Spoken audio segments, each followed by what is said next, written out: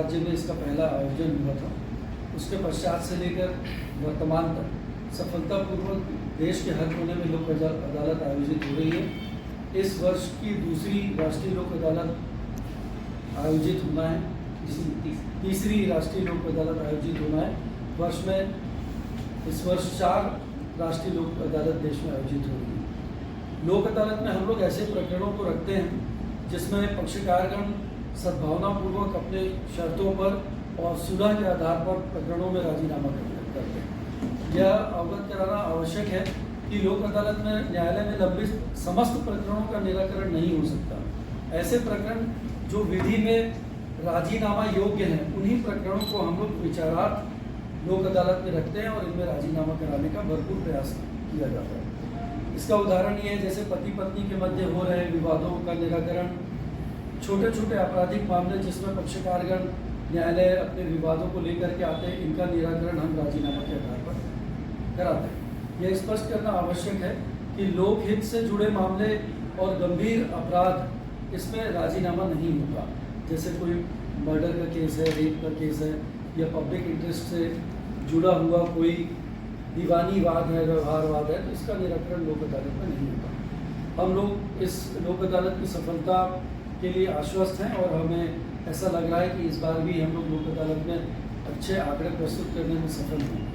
इस बार लगभग 12 खंडपीठ होंगे और उनमें मैंने अभी आपसे बताया कि किस प्रकृति के प्रकरणों को रखा जाएगा। अभी तक हम लोग लगभग 235 प्रकरणों में राजीनामा प्री सिटिंग के माध्यम से करवा चुके हैं, जिसके संख्या और भी आगे बढ़ेगी। चिट फंड एक्ट के मैटर्स मेरे ख्याल से कंपाउंडेबल मतलब राजीनामा योग्य विधि में प्रावधानित नहीं है, क्योंकि उस अधिनियम के अतिरिक्त इसमें आईपीसी की धारा 420 और विभिन्न धाराएं लगती हैं। जैसे कभी कभी कुछ प्रकरणों में हमने देखा है कि 467, 468 ये धाराएं भी लगती है। तो ये चूँकि ये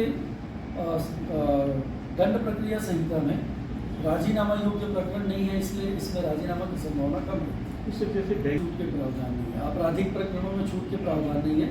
छूट के प्रावधान एलपीईबी के केसेस में, नगर निगम के केसेस में और बैंकों से रिलेटेड जितने भी व्यवहारवाद है, वहाँ बैंक अपनी स्वेच्छा से देती है। जैसे एलपीईबी में जो छूट है राज्य शासन की, तो पक्षकारगण आगे आते हैं और राजीनामा करते हैं।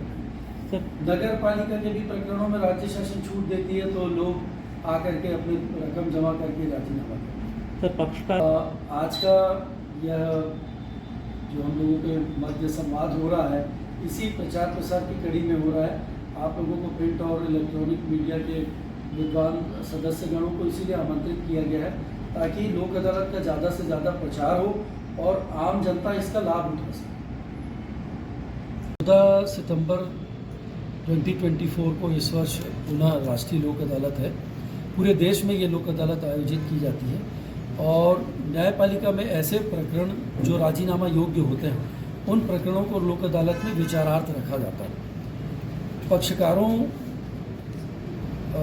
ये सभी पक्षकार न्यायालय में उपस्थित होकर के भी अपने प्रकरणों को लोक अदालत में रेफर करने के लिए आवेदन दे सकते हैं मौखिक के लिए। सर कितनी खंडपीठें बनाई जाएंगी और कब आयोजन होगा? पूरे जिले में 22 खंडपीठ का निर्माण किया जा रहा है और हेडक्वार्टर यानी दमोह में, जिला दमोह में लगभग 12 खंडपीठ। सर विगत वर्षों में भी दमोह आगे रहा है लोक अदालत के मामले में, तो किस तरह से इस बार की तैयारियां रही कि लोक अदालत को लेकर के आमजन बहुत जागरूक हैं।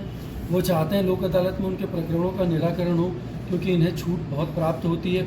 उसका एक छोटा सा उदाहरण मैं देना चाहता हूँ। जैसे किसी किसान का या किसी व्यक्ति का 1 लाख रुपए का बिजली बिल बकाया है, लोक अदालत में गवर्नमेंट की पॉलिसीज़ के कारण वो अपने 20-30 हज़ार रुपये बचाने में सफल होते हैं। 60-70 हज़ार रुपये लगभग वो पटा करके अपना प्रकरण समाप्त कर लेते हैं। सर आपकी तरफ से क्या अपील होगी आम जनमानस के लिए? मैं आम जनता से अपील करना चाहता हूँ कि लोक अदालत को राष्ट्रीय पर्व की तरह मनाएं और बढ़ चढ़ के न्यायालय में आकर अपने प्रकरणों में राजीनामा कराएं, क्योंकि हमारे समाज की यह संस्कृति रही है सदियों से कि हम लोग सुलह से अपने विवादों का निराकरण करते हैं। सर क्या तारीख रहेगी? 14 सितंबर 2024। Thank you.